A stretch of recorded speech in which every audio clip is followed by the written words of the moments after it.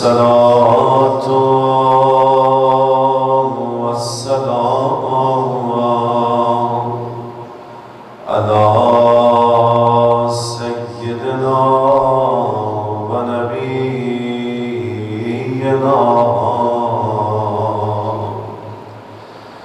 جد الحسن المجتبى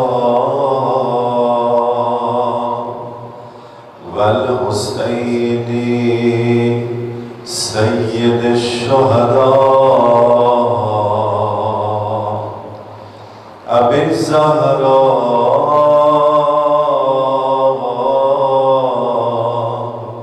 وأبي القاسم محمد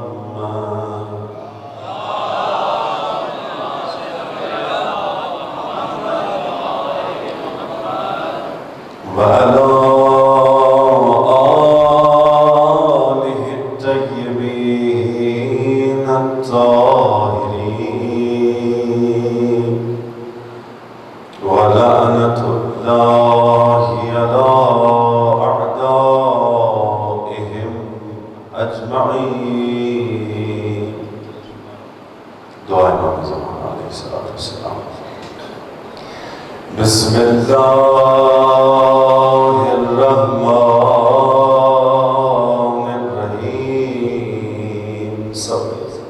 اللہم کل ولی الحجت ابن الحسن صلواتک علیہ وعلى آله في هذه الساعة وفي كل ساعة وليا وغافلا وقائدا وناصرا ودليلا وأيدا حتى تسكنه أرضك طوعا وتمتعه فيها طويلا برحمتك يا أرحم الراحمين.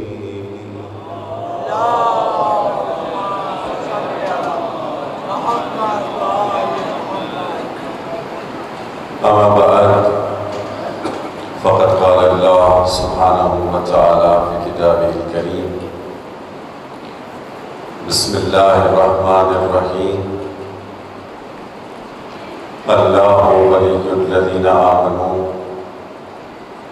يخرجهم من الظلمات إلى النور والذين كفروا أولياءهم الطاغوت يخرجونهم من النور إلى الظلمات أولئك أصحاب النار هم فيها خالدون. سلام.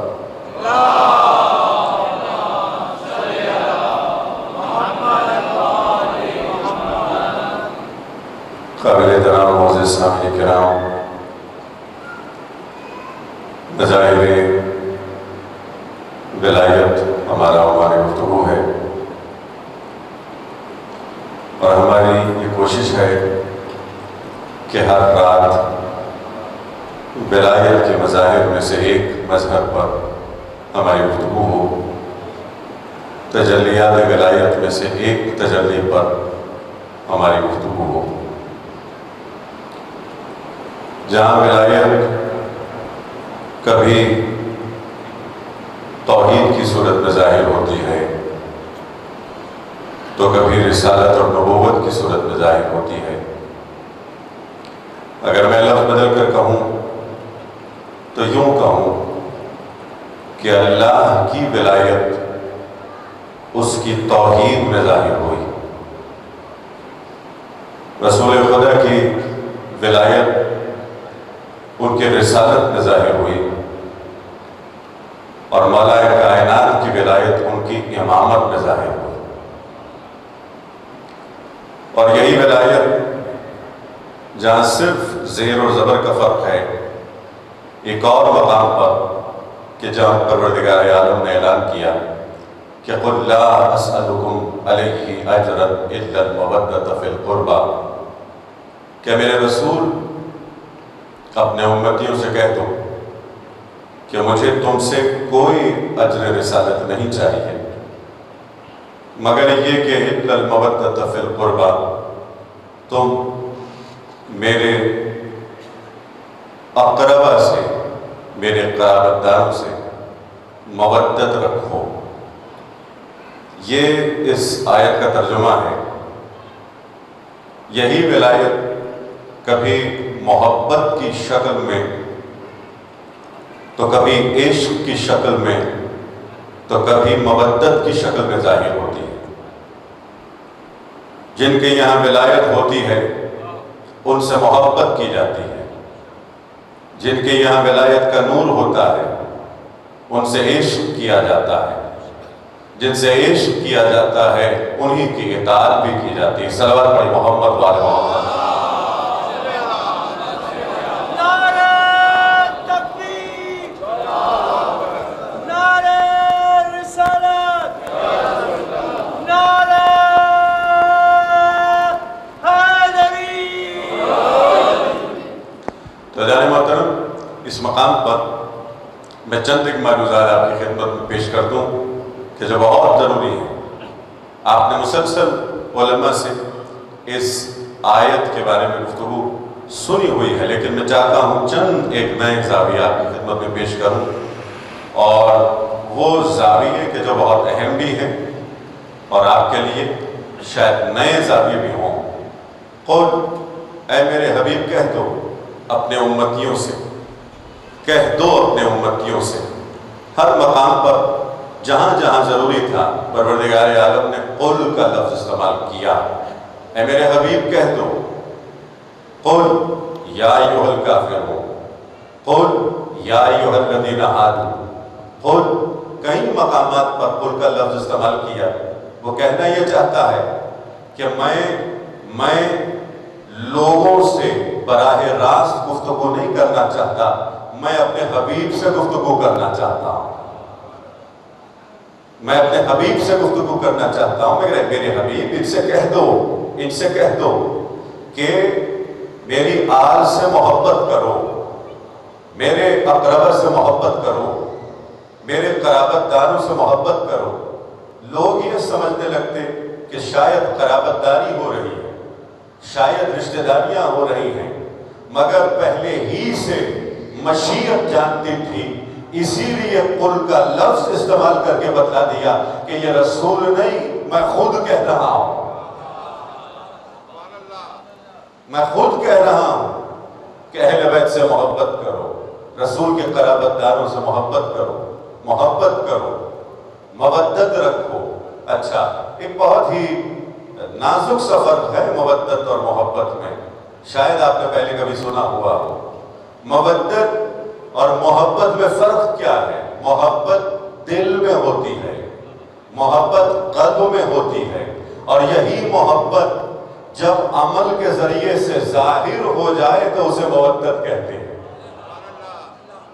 یہی محبت جس کا اظہار ہو جائے تو وہ محبت جو چھپی ہوئی ہے وہ محبت ہے، وہ دل میں محفوظ ہے، نظر نہیں آ رہی، لیکن یہی محبت جس کا اظہار ہو جائے، کبھی زبان کے ذریعے سے، کبھی عمل کے ذریعے سے، کبھی قول کے ذریعے سے، کبھی گفتار کے ذریعے سے، کبھی کردار کے ذریعے سے، تو پھر یہ محبت مودت میں تبدیل ہو جاتی ہے۔ تو دنیا میں محبت کا دعویٰ کرنے والے مسلمان تو بہت ہوں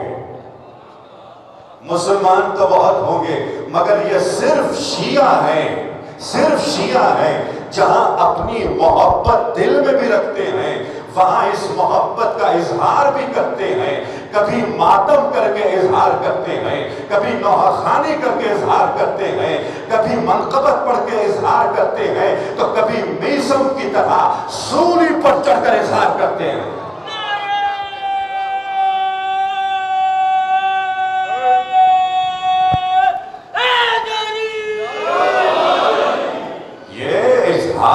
محبت ہے، صرف وہ محبت نہیں جو دل میں چھپی ہوئی ہو، ہم اس محبت کا اظہار بھی جانتے ہیں۔ صلوات پڑھیں محمد والے محمد۔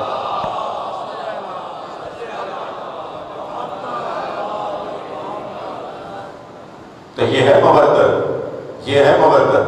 اچھا، اب یہ تو سمجھ میں آئے کہ پروردگار عالم نے اگر یہ حکم دیا ہے کہ اے میرے رسول ان لوگوں سے اجر مانگو، لیکن یہ اجر صرف مودت ہے، صرف مودت ہے۔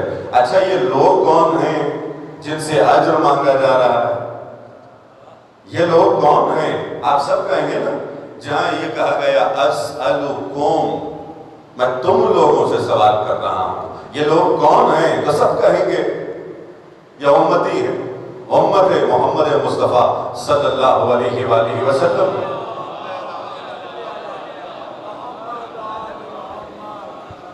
یہ امتی ہے نا۔ اچھا، یہاں پر میں آپ کو روک کر ایک اور سوال کر دوں۔ کئی مقامات پر انبیاء نے اپنی امتوں سے یہ کہا کہ ہمیں تم سے کوئی اجر رسالت نہیں چاہیے، تم سے کوئی اجر رسالت نہیں چاہیے، تو پھر رسول خدا کی اجر رسالت مانگ رہے ہیں؟ کبھی آپ نے سوچا؟ یہ ایک مفہوم ہے جو ہمارے ذہن میں آ رہا ہے، کسی نبی نے نہیں مانگا، کسی رسول نے نہیں مانگا سوائے ختمی مرتبت کے۔ تو جتنے انبیاء تھے انہوں نے تو نہیں مانگا، یہ کیوں مانگ رہے ہیں؟ اچھا، میں کہوں جتنے انبیاء تھے کیا اتنی نبوتیں بھی تھیں؟ کیا اتنی نبوتیں بھی تھیں؟ میں پوچھوں کتنے انبیاء تھے؟ پہلے 1,24,000 انبیاء تھے، ہے نا؟ کیا اتنی نبوتیں بھی تھیں؟ حدیث کی روشنی میں عرض کر رہا ہوں کہ انبیاء تو بہت تھے مگر نبوت صرف ایک تھی، نبوت صرف ایک تھی، اور وہ نبوت ان کی نہیں تھی، نبوت صرف محمد مصطفیٰ کی تھی، جو کبھی آدم میں دکھائی دی، کبھی عیسیٰ میں دکھائی دی۔ محبت ایک ہی ہے، اسی طرح نبوت بھی ایک ہے، نبوت ایک ہے اور وہ ہمارے پیغمبر کی ہے۔ نبوت صرف انہی کی ہے جو کبھی ایک نبی میں نظر آ رہی ہے، تو کبھی کسی اور نبی میں ظاہر ہو رہی ہے، کبھی حضرت عیسیٰ میں ظاہر ہو رہی ہے، کبھی حضرت موسیٰ میں ظاہر ہو رہی ہے۔ تو بس اسی لیے جب نبوت ان کی نہیں تھی، ان میں نبوت ظاہر ہو رہی تھی، ان میں نبوت ظاہر ہو رہی تھی، تو اسی لیے تمام انبیاء نے اس نبی کا انتظار کیا کہ نبوت اس کی تھی، اسی لیے کسی نے اجر رسالت نہیں مانگا، انتظار اس کا ہوا نبوت جس کی تھی۔ صلوات پڑھیں محمد والے محمد۔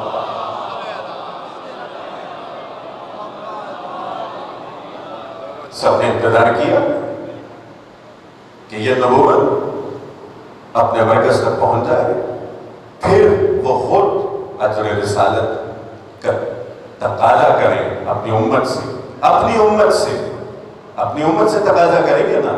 اب میں بہت ساری احادیث کی روشنی میں حسب پیش کر رہا ہوں، اللہ محترم، اور خصوصاً حدیث معراج کی روشنی میں عرض کر رہا ہوں۔ یہ امتی کون ہے؟ یہ امت مصطفیٰ کون ہے؟ آپ کہیں گے خود رسول ختمی مرتبت سے لے کر قیامت تک اب جتنے لوگ ان کے ماننے والے ہوں گے وہ امتی ہیں، وہ امتی ہیں۔ مگر میں بدل کر کہہ رہا ہوں، آدم سے لے کر قیامت تک جتنے ان کے ماننے والے ہیں وہ سب ان کے امتی ہیں، وہ سب ان کے امتی ہیں۔ آدم خود رسول اللہ کے امتی ہیں، نوح خود رسول خدا کے امتی ہیں، لیکن فرق اتنا ہے کہ رسول خدا یہ کہہ رہے ہیں اے میرے امتیوں، اے میرے زمانے کے بعد آنے والے امتیوں، اگر تم اجر رسالت دینا چاہتے ہو تو میری آل سے محبت کرو، مگر اے انبیاء اگر تم میرے علی سے محبت کرو گے تو تمہیں نبوت نصیب ہوگی۔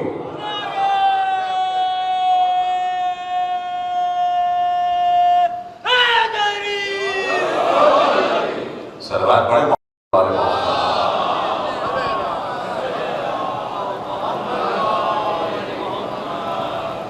بارے صلوات۔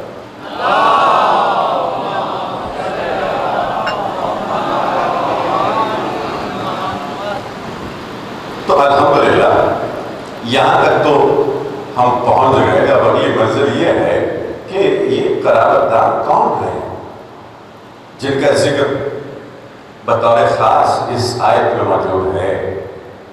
ہم ادھر ادھر کی بات نہیں کریں گے، ہم پوچھنا چاہیں گے خود قرآن سے، اس لیے کہ قرآن کی تفسیر قرآن ہی کرتا ہے نا، چاہے وہ بولتا قرآن ہو یا خاموش قرآن ہو، قرآن خود اپنی تفسیر کرتا ہے، کسی غیر سے پوچھنے کی ضرورت نہیں ہے۔ قُلْ لَا أَسْأَلُكُمْ عَلَيْهِ أَجْرًا إِلَّا الْمَوَدَّةَ فِي الْقُرْبَى، میرے اقربا سے، میرے قربا سے مودت کرو، مودت رکھو، محبت انہی کے لیے یا مودت انہی کے لیے ہے۔ کون ہے یہ اقربا؟ خود قرآن آواز دے رہا ہے کہ جہاں میدان مباہلہ میں راہب نصارہ کے راہب سمجھ گئے، مسلمان نہیں سمجھ پائے کہ یہ اقربا کون ہے؟ وہ کہ جو ابنانا کی منزل پر ہیں، وہ جو نسانا کی منزل پر ہیں، وہ جو انفسنا کی منزل پر ہیں، وہی تو اقربا ہیں۔ وہ جو بضعۃ منی کی منزل پر ہیں، اور اس منزل پر کہ جہاں جزو وجود نہیں بلکہ جزو نبوت بن کر جب زہرا دروازے پر آتی تھی تو رسالت کھڑی ہو جاتی تھی، رسالت کھڑی ہو جاتی تھی۔ جگر کے ٹکڑے کی بات نہیں ہو رہی، رسول خدا سراپا رسالت ہے، رسول خدا سراپا نبوت ہے، اسی لیے جب بھی زہرا آئی ہیں تو رسول خدا کھڑے ہو گئے۔ رسول خدا کا ہر عمل سنت ہے نا، ہر عمل سنت ہے، تو اس عمل پر، اس سنت پر ہم عمل کیوں نہیں کرتے؟ اس سنت پر کوئی مفتی کیوں عمل نہیں کرتا، کوئی مولانا کیوں عمل نہیں کرتا؟ جب ہماری بیٹی آ جاتی ہیں تو ہم کیوں کھڑے نہیں ہو جاتے؟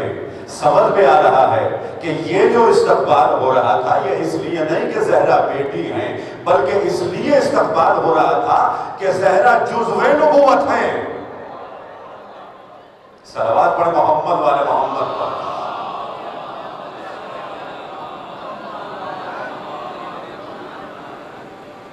تو جانے مطلب یہ ہیں اقربا، یہ ہیں اقربا۔ اچھا، اب ایک بہت ہی نازک گوشہ ہے اس آیت میں، اِلَّا الْمَوَدَّةَ، ذرا پڑھیں میرے ساتھ، اِلَّا الْمَوَدَّةَ فِي الْقُرْبَى، فِي الْقُرْبَى ہے، مودت القربہ نہیں ہے۔ اِلَّا الْمَوَدَّةَ فِي الْقُرْبَى ہے، فی کے معنی تو سمجھتے ہو نا، فی کے معنی اگر انگلش میں کہو تو inside something، فی یعنی کسی چیز میں جو پہلے سے موجود ہو، پہلے سے موجود ہو کہیں کسی چیز کے اندر، جسے کہتے ہیں یہ استقرار کے معنی میں ہے، وہ چیز جو پہلے سے مستقر ہو، وہ چیز جو پہلے سے قیام پذیر ہو، کسی چیز میں موجود ہو، سمجھ رہے ہیں نا آپ؟ تو بس یہ کہا جا رہا ہے کہ ہم تم سے اس مودت کا تقاضا کر رہے ہیں جو پہلے سے علی کے دل میں موجود ہے۔ اللہ اکبر، اللہ اکبر، ذرا سمجھنے کی کوشش کریں، آئیے بلند آئیے، فل قربہ، قربہ کے دل میں موجود ہے، پہلے سے موجود ہے، سمجھ میں نہیں آ رہا آیت کہنا کیا چاہ رہی ہے کہ یہ تم اپنا کمال نہ سمجھو کہ یہ کہتے پھرو کہ میں علی سے محبت کرتا ہوں، میں حسین سے محبت کرتا ہوں، میں حسن مجتبیٰ سے محبت کرتا ہوں۔ نہیں، محبت دینے والے وہ ہیں، اجازت دیتے ہیں تو تم محبت کرتے ہو۔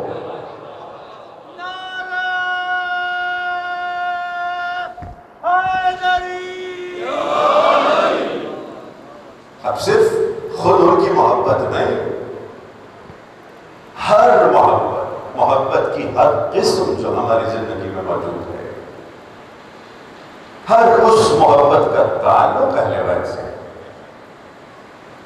اگر کوئی بچہ اپنی ماں سے محبت کرے تو یہ محبت علی کے دل سے آتی ہے۔ اگر کوئی ماں اپنے بچوں سے محبت کرے تو یہ محبت علی کے دل سے ہو کر آتی ہے۔ اگر کوئی اپنے چاہنے والوں سے، اپنے گھر والوں سے محبت کرے تو یہ محبت وہاں سے آتی ہے۔ یہ تو اس دنیا کی محبتوں کی بات ہو رہی ہے۔ عزیزان محترم، اگر کوئی اللہ سے بھی محبت کرے تو قلب علی سے آتی ہے۔ صلوات پڑھیں محمد والے محمد۔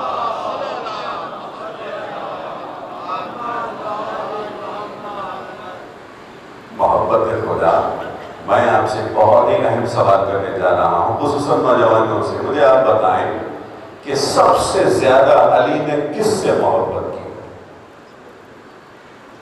آپ بتائیں مجھے۔ اللہ سے محبت کی۔ یہ گھرانہ وہ ہے کہ جن کے دل میں اللہ کی شدید محبت ہے، اتنی محبت ہے، اتنی محبت ہے کہ رات میں کبھی علی کو نیند نہیں آتی، مسلسل اس سے گفتگو کر رہے ہیں، اس ذات سے مناجات کر رہے ہیں۔ کبھی علی کو نیند نہیں آئی، کبھی علی کو نیند نہیں آئی، صرف شب ہجرت نیند آئی، وہ بھی اس کی محبت میں نیند آئی، اس کی محبت میں نیند آئی ہے۔ اللہ اکبر۔ اور اسی لیے جب ایک مرتبہ ابھی شہزادی زینب چھوٹی تھی تو مولا کائنات نے پوچھا، زینب مجھ سے محبت کرتی ہو؟ کہ بابا آپ سے بہت محبت کرتی ہوں۔ کہ زینب یہ بتاؤ کہ اللہ سے بھی محبت کرتی ہو؟ جی بابا بہت محبت کرتی ہوں۔ کہ پھر یہ کیا ہوا؟ میری شہزادی تمہارے یہاں تو صرف ایک ہی دل ہے نا، ایک دل میں ایک محبت ہو سکتی ہے، دو محبتیں نہیں ہو سکتی۔ پھر یہ کیا ہوا؟ کہ یہ متضاد باتیں ہو گئیں۔ ہمیں سمجھانے کے لیے مولا کہہ رہے ہیں، مگر شہزادی نے کس طرح سے بچپنے میں اس پیچیدہ سوال کا جواب دیا کہ بابا ان دو محبتوں میں کوئی تضاد نہیں ہے، میں اگر آپ سے محبت کرتی ہوں تو اللہ کی وجہ سے کرتی ہوں۔ آپ کی محبت میں اور اللہ کی محبت میں تضاد نہیں ہے۔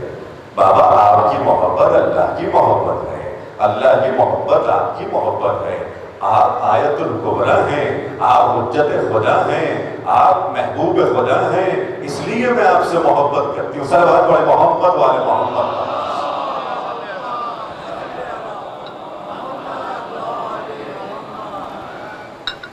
عزیزان محترم، ایک بہت ہی اہم موضوع ہے، یہ بہت ہی اہم موضوع ہے۔ وہ اس لیے کہ جہاں نوجوان علماء سے پوچھتے ہیں، بلکہ اس مشکل بات کو اس طرح سے پیش کرتے ہیں کہ قبلہ ہم کوشش تو بہت کرتے ہیں مگر نماز فجر کے لیے اٹھ نہیں پاتے، ہم کوشش تو بہت کرتے ہیں مگر ہماری نماز قضا ہو جاتی ہیں، ہم کوشش تو بہت کرتے ہیں مگر پھر جھوٹ بولنے لگتے ہیں، غیبتیں کرنے لگتے ہیں، ہم کوشش تو بہت کرتے ہیں مگر کسی شخص کی توہین کرتے ہیں، کسی مومن کی توہین کرتے ہیں۔ تو مسئلہ کیا ہے؟ کیوں ہم تقویٰ کی منزل پر پہنچ نہیں سکے؟ کیوں ہم علی کے ماننے والے ہوتے ہوئے پرہیزگار نہیں بن سکے؟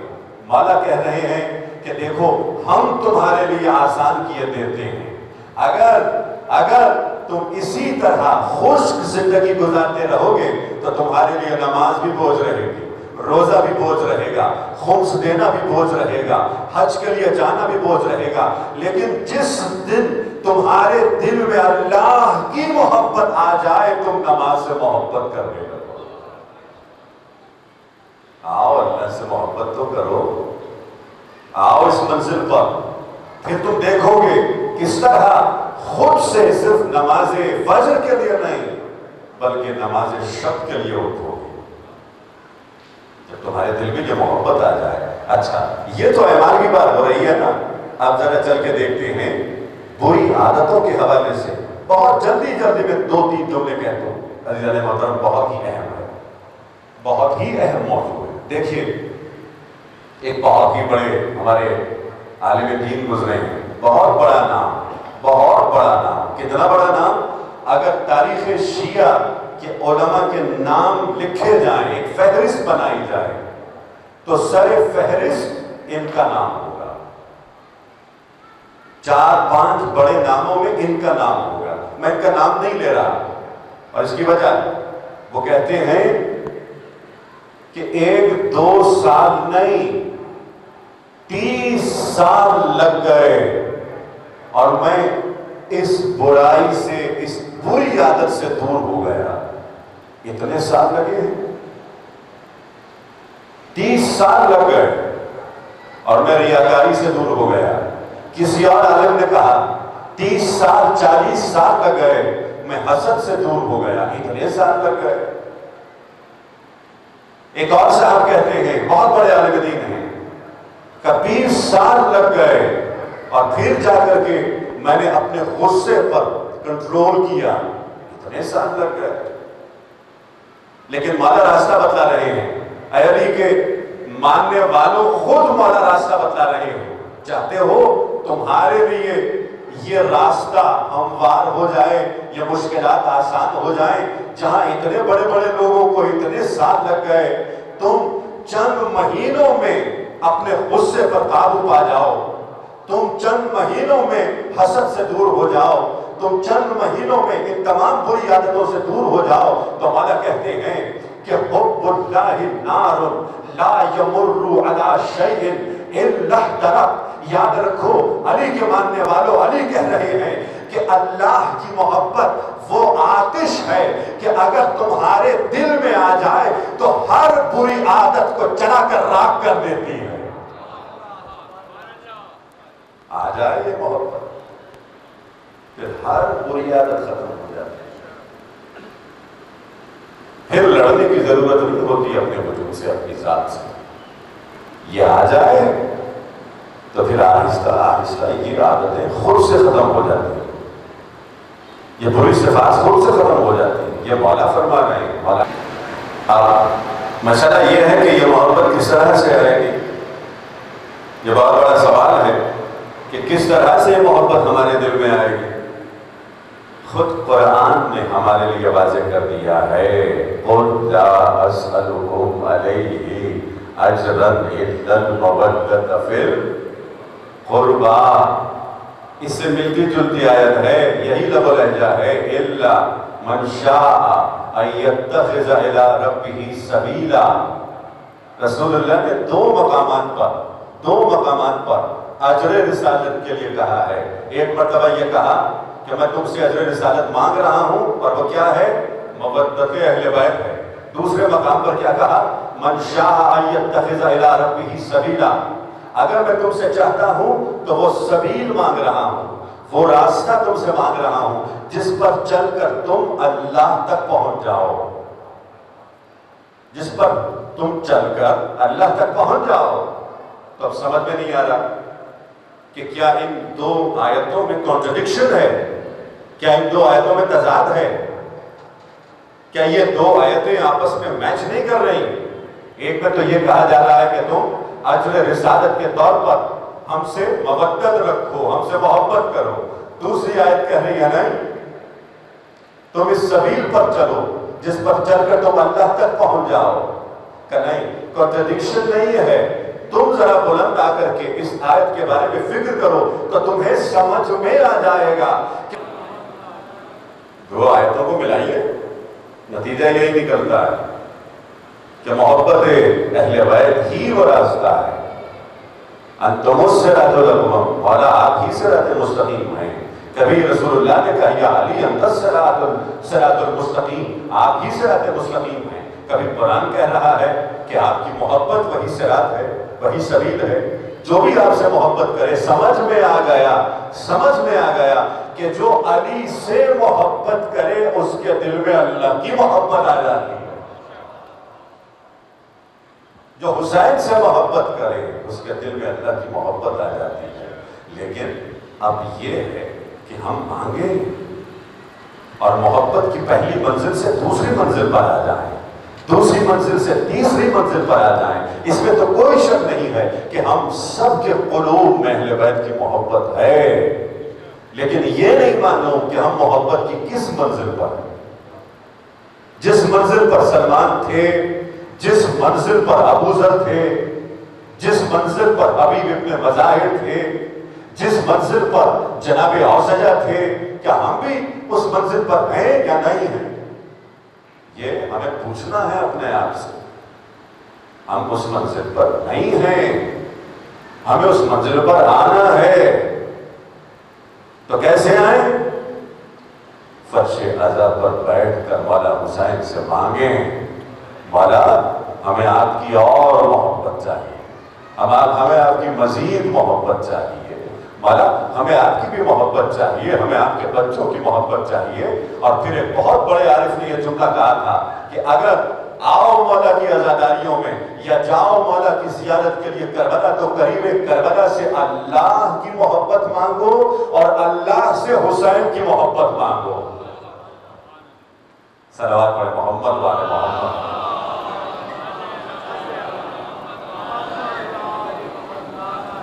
تو دیکھیے ایک راستہ یہی ہے، دعا کر اللہ کی بارگاہ، پروردگار ہمیں حسین کی محبت نصیب فرما. پروردگار ہمیں حسین کی محدود نہیں لامحدود محبت نصیب فرما. جب یہ لامحدود محبت دل میں آ جائے گی، پھر ہم حر بن جائیں گے، پھر ہم حبیب ابن مظاہر بن جائیں گے، قمر بن جائیں گے، میثم تمار بن جائیں گے. اور پھر اللہ سے مانگے اللہ ان کی محبت کے صدقے میں اب اپنی بھی محبت عطا کر، اپنی بھی محبت عطا کر. ہم اہل بیت کے نقش قدم پر چلنا چاہتے ہیں. اہل بیت نے تجھ سے ٹوٹ کر محبت کی ہے، ہم بھی تجھ سے شدید محبت کرنا چاہتے ہیں. قرآن نے جہاں اہل ایمان کی فضیلت بیان کی ہے تو ایک فضیلت یہی بیان کی کہ اشد حبا للہ، کہ یہ اللہ سے شدید محبت کرتے ہیں. اہل ایمان اللہ سے شدید محبت کرتے ہیں. اسی لیے جب بھی عمل کے میدان میں دیکھو تو یہ سب سے آگے نظر آتے ہیں. صلوات بڑی محبت والے محبت.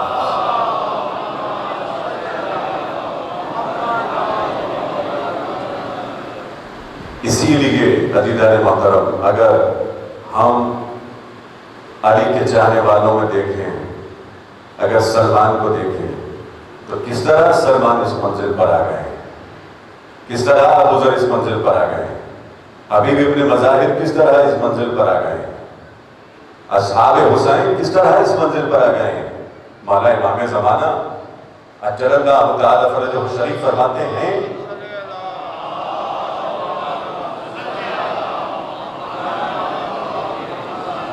زیادہ ناہیہ کی تلاوت آپ ضرور شب عاشور میں اور روز عاشور ضرور کریے گا.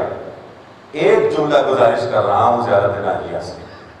مولا سلام کرتے ہیں اصحاب حسین، اصحاب حسین کو سلام کرتے ہیں. السلام علیکم یا خیر انصار، اے پوری کائنات میں سب سے بہترین انصار و اصحاب آپ پر سلام. مولا فرما رہے ہیں. مولا سے بڑھ کر کے کون یہ جملہ کہہ سکتا ہے کہ جتنے انبیاء تھے، جتنے انبیاء گزر گئے، ان کے اصحاب ایک طرف، حسین کے اصحاب ایک طرف. خود مولا یہی کہہ رہے ہیں کہ میرے بابا کے اصحاب بلند مرتبہ ہیں، میرے بھائی کے اصحاب بلند مرتبہ ہیں، مگر میرے اصحاب کا مقام بہت بلند ہے، بہت بلند ہے۔ لا اعلم اصحابا اوفا، میں اپنے اصحاب سے بڑھ کر کسی صحابی کو باوفا نہیں سمجھتا۔ وہ وفا کی اس منزل پر ہے، تزکیہ کی اس منزل پر ہے، خیر کی اس منزل پر ہے، کسی صحابی سے بڑھ کر۔ اگر آپ سوچنا چاہیں، تاریخ میں جا کر پڑھیں، حدیث میں جا کر پڑھیں، مولا امام حسین کے اصحاب سے بڑھ کر کوئی صحابی نہیں ہے۔ لیکن مسئلہ یہ ہے کہ مجھے آپ سمجھائیں کہ وجہ کیا تھی، حبیب کیوں اس منزل پر آ گئے کہ تمام اصحاب میں ممتاز ہو گئے، تمام اصحاب میں، انبیاء کے تمام اصحاب، ائمہ کے تمام اصحاب میں جناب حبیب ممتاز ہو گئے، جناب حر ممتاز ہو گئے، مسلم ابن اوسجہ اس منزل پر آ گئے۔ آخر وجہ کیا تھی، پیمانہ کیا ہے، معیار کیا ہے؟ کیا علم کی وجہ سے ممتاز ہو گئے؟ کیا یہ سب اہل علم تھے؟ میں آپ سے سوال کر رہا ہوں، کیا یہ اہل علم تھے؟ آپ مجھے بتائیں، کیا جناب حر اہل علم تھے؟ کیا بہت بڑے دانشور تھے؟ آپ سب کہیں گے نہیں۔ گنے چنے افراد ہیں اصحاب حسین میں جو فقیہ ہیں، سب تو نہیں ہے نا۔ اب میں پھر آپ سے پوچھوں، کیا جتنے اصحاب تھے امام حسین کے جو اس مرتبے پر پہنچ گئے کہ کائنات میں اب کوئی صحابی، کوئی ناصر، کوئی مددگار ان کا مقابلہ نہیں کر سکتا، تو کیا یہ پیمانہ جو مقرر کر کے گئے ہیں، یہ پیمانہ تقویٰ ہے، پرہیزگاری ہے، دینداری ہے، زہد ہے؟ آپ کہیں گے ایسا بھی نہیں ہے، اس لیے کہ مولا کے اصحاب میں حر بھی ہے جو چند دنوں پہلے اس گناہ میں مبتلا ہوا جس گناہ میں ہم مبتلا نہیں ہوتے، اپنے امام کا راستہ روکا ہے حر نے، تو گنہگار ہے، پرہیزگار نہیں ہے۔ تو عزیز محترم، یہ پیمانہ علم نہیں ہے، اصحاب حسین کی بات ہو رہی ہے، یہ پیمانہ علم نہیں تھا، یہ پیمانہ زہد نہیں تھا، تزکیہ نہیں تھا۔ پھر چلیں مل کر ڈھونڈتے ہیں آخر کس وجہ سے یہ اصحاب اتنے ممتاز ہو گئے۔ اگر تمام اصحاب کو دیکھیں، ان میں ایک خصوصیت کو ڈھونڈیں تو وہ خصوصیت کیا ہے جس کی وجہ سے اتنے بلند مرتبہ ہو گئے، تو سب مل کر یہی کہیں گے کہ اصحاب حسین نے ٹوٹ کر حسین سے محبت کی ہے۔ اس محبت کی وجہ سے اس منزل پر آ گئے۔ اس محبت کی اتنی طاقت ہے، اس مودت کی اتنی قوت ہے کہ ایک عام آدمی کو حر بنا دے۔ اللہ، اسی لیے ان راتوں میں ہم یہ دعا کریں، مولا امام حسین سے کہیں، مولا وہی ایک نظر کرم ہمیں بھی چاہیے جس کی بدولت حر بن گیا، جس ایک نظر کی بدولت زہیر بن گیا۔ ہمیں بھی وہ نظر چاہیے مولا، ہم بھی اس نظر کے طلبگار ہیں مولا۔ مولا ہماری طرف بھی توجہ کریں چند لحظوں کے لیے، اور یقین جانیے میرے عزیزوں، یقین جانیے میرے نوجوانوں، یقین جانیے اگر حسین چند لمحوں کے لیے بھی ہماری طرف توجہ کریں، ہماری زندگی بدل جائے۔ مانگے مولا سے، یہ راتوں میں مانگے۔ سب سے بڑا مقصد فرش اللہ پر آنا ہے، اسی لیے تاکہ مولا ہماری طرف توجہ کرے۔ اللہم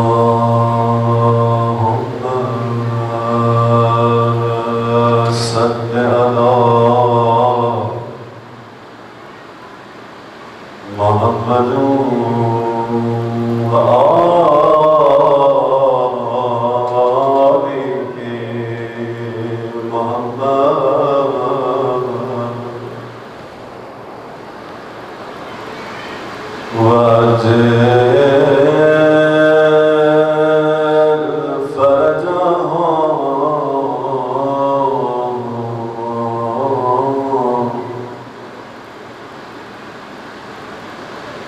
السلام على الحسين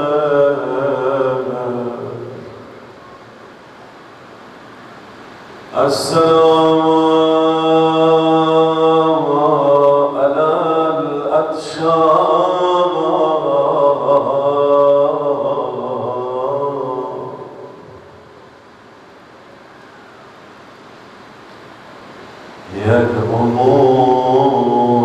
يدعمون آهنيرا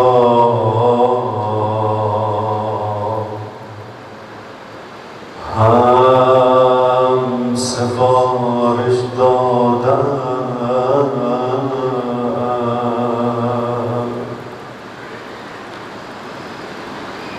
ایک فارسی شاعر کہ عجیب نسبیں ہیں جناب مسلم کی زبان سے یہ جملے سن لیں نقش پوشیدن یکسر به گوشم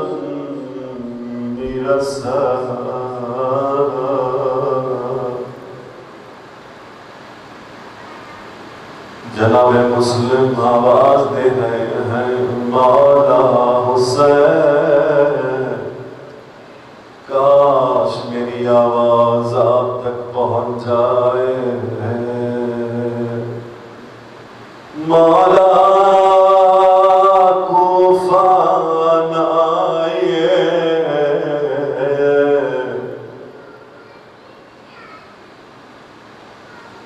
یہاں شام و بصرہ سے سارے اشرار آ کے جمع ہو گئے ہیں مولا یہ بڑے بے وفا ہیں مولا میں دیکھ رہا یہ لوگ اپنی تلواروں کو تیز کر رہے ہیں اپنے تیر بنا رہے ہیں مولا جان ایک جملہ عباس سے کہیں ماتم دارو سنو مسلم کیا کہتے ہیں عباس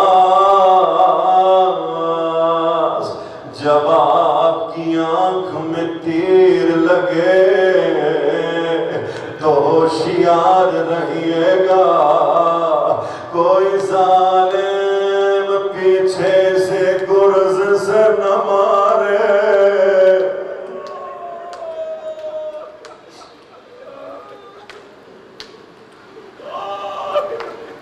یہ اس فارسی شاعر کے اشعار اب پھر کہتے ہیں مولا حسین قبل مقتل رفتن انگشترت را در بیار مولا روز عاشوراء مقتل کی طرف جانے سے پہلے اپنی انگوٹھی اتار لیجئے گا مولا میں اس شخص کو دیکھ رہا ہوں جو ایک انگوٹھی کی وجہ سے آپ کی انگلیاں کاٹ دے گا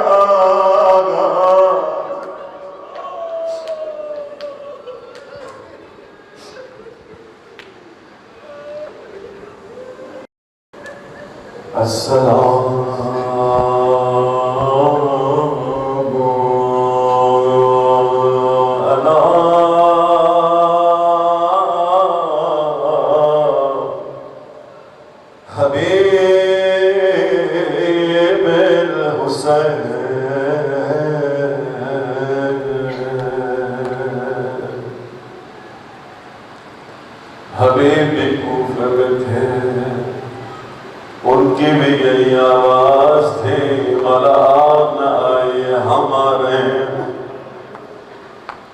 میرے مولا کا خط آیا، حبیب نے خط کھولا، پڑھنے سے پہلے اپنی آنکھوں پہ ملتے رہے، روتے رہے۔ میرے مولا کا نامہ ہے۔ پڑھنا شروع کیا، کیا لکھا؟ میں باطن خط حسین کو پیش کر رہا ہوں، الفاظ غربت سے بھرے ہوئے ہیں، گویا حسین کہہ رہے ہیں حبیب تیرا دوست غریب ہو گیا۔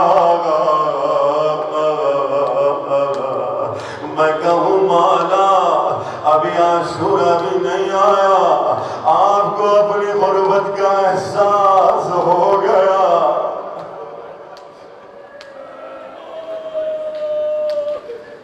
گویا حسین کہہ رہے ہیں حبیب جلدی آنا، میرے دوست جلدی آنا، تاخیر نہ کرنا۔ کیوں مولا؟ اے حبیب سنا، میں مدینے سے تنہا نہیں آیا، او میرے ساتھ علی کی بیٹیاں بھی ہیں۔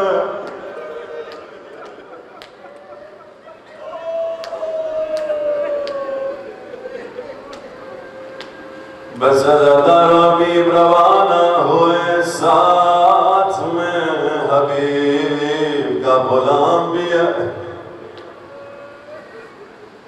بغیر کسی وقفے کے جاتے رہے، مجھے نہیں معلوم کتنا وقت لگ گیا، مگر جیسے ہی پہنچے غریب حسین کی نظر پڑی، دور سے پہچانا بھی آ رہے ہیں، آواز دی عباس اٹھو استقبال کرو، اکبر اٹھو استقبال کرو۔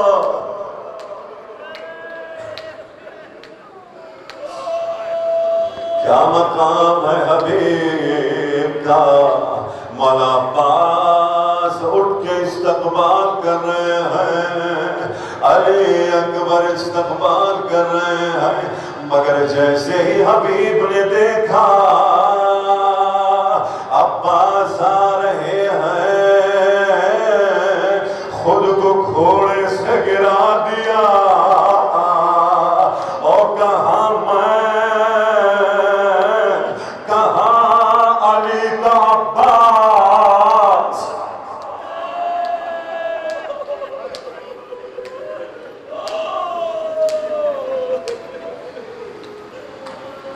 حبیب آئے، مولا حسین کے ہاتھوں کا بوسہ لیا، رخسار کا بوسہ لیا،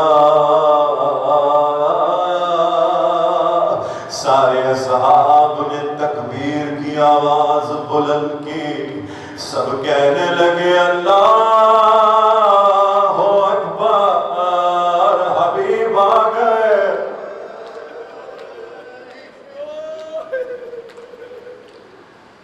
اللہ۔ جب تکبیریں آواز کی بلند ہوتی تھی تو اس کا مطلب یہ ہوتا تھا کہ یزید کا کوئی لشکر آیا ہے، وہ بھی تکبیر بلند کرتے تھے، اور جب تکبیروں کی آواز بلند ہوتی تھی ادھر زینب پریشان ہو جاتی تھی،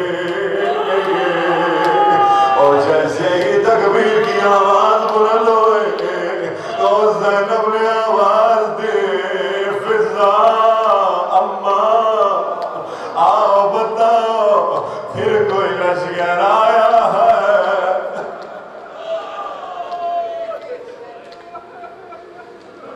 فضائی شہزادی کوئی لشکر نہیں آیا،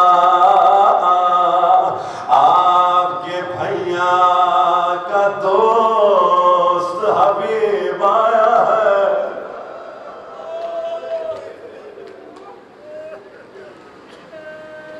شہزادی زینب نے کہا فضا دیکھو حبیب کون ہے، فضا جاؤ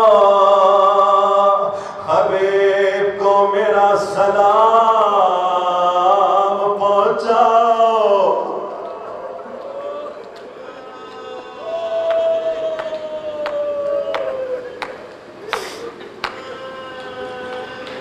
فضائی در خیمہ سے کہا حبیب علی کی بیٹی سلام کہتی ہے، اور حبیب نے رونا شروع کیا، ہائے غربت حسین، زینب اتنی غریب ہو گئی کہ غلاموں کو سلام کر رہی ہے۔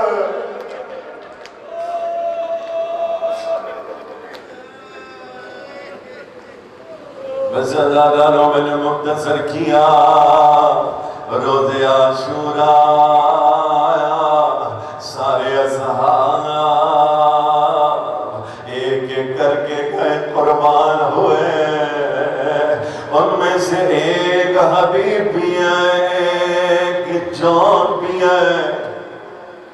حبیب کے مصائب سن رہے ہو، ایک جملہ جان کے مصائب کے بھی سن لو۔ جب جان گئے زخمی ہو کے گرے، جب بھی کوئی صحابی گرتا تھا، جگر کا ٹکڑا گرتا تھا، آواز دیتا تھا مولا میں گر گیا، مگر جان نے آواز نہیں دی۔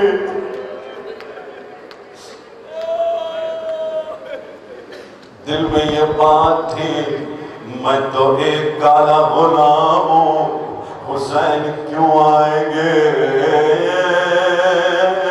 آنکھیں بند تھیں، کسی کے آنے کی آواز آئی، جان سمجھے شاید کوئی آ رہا ہے مجھے قتل کرنے، حسین کی آواز آئی، جان تیرا مولا آ گیا ہے۔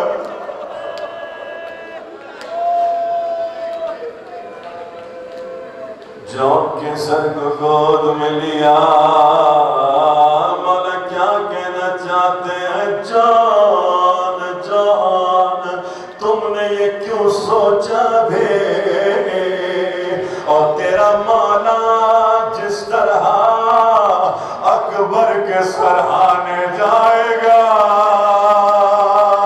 او ویسے ہی تیرے سرانے بھی آیا ہے۔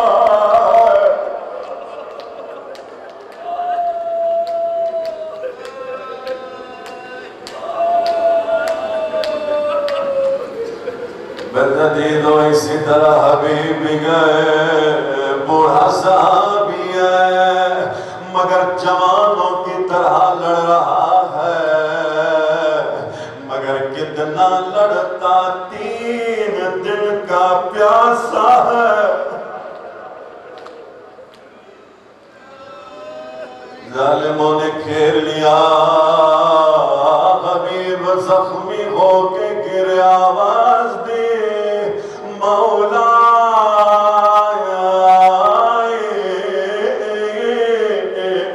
مولا آئے، مولا جان میری نظروں کے سامنے سے پردے ہٹ رہے ہیں، کوئی نورانی وجود آ رہا ہے، کہا حبیب سلام کرو میرے نانا، سلام کرو میرے بابا ہے۔ اب کہا حبیب آنکھیں بند کرو، میری اماں زہرا،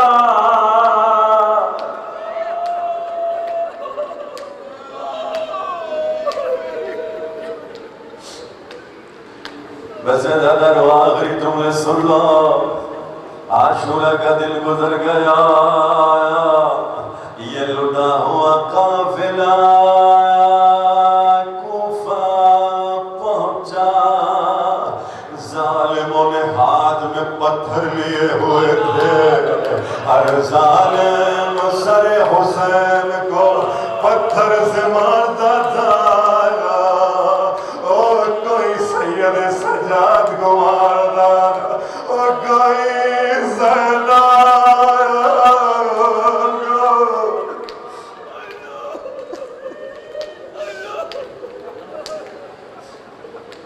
چھوٹے بچے بڑوں سے سیکھتے ہیں، علماء پڑھتے ہیں۔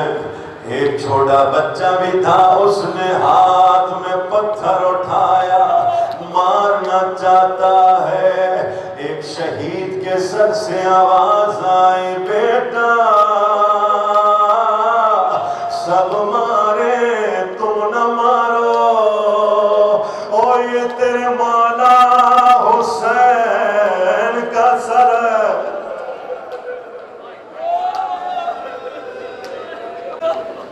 یہ بچہ پریشان ہوا، جس سر سے آواز آ رہی تھی اس سر کے قریب آیا، آواز دی، اے شہید راہ خدا تو کون ہے؟ کہا بیٹا پہچانا نہیں، میں تیرا بابا حبیب ہوں۔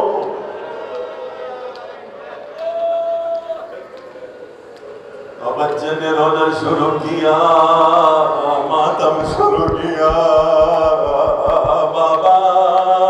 بابا۔ حبیب نے آواز دی، بیٹا رونا بعد میں،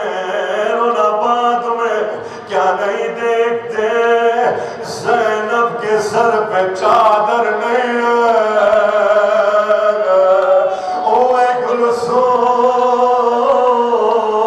کے سر پہ چادر نہیں ہے۔ بیٹا جلدی گھر جاؤ، اپنی اماں سے کہو چل چادر لے کر آ۔ بچہ دوڑتا ہوا گیا، جلدی میں کہا اماں بابا آپ کو بازار میں بلا رہے ہیں، اور یہ مومنہ پریشان ہو گئی، اے میرے لاڈ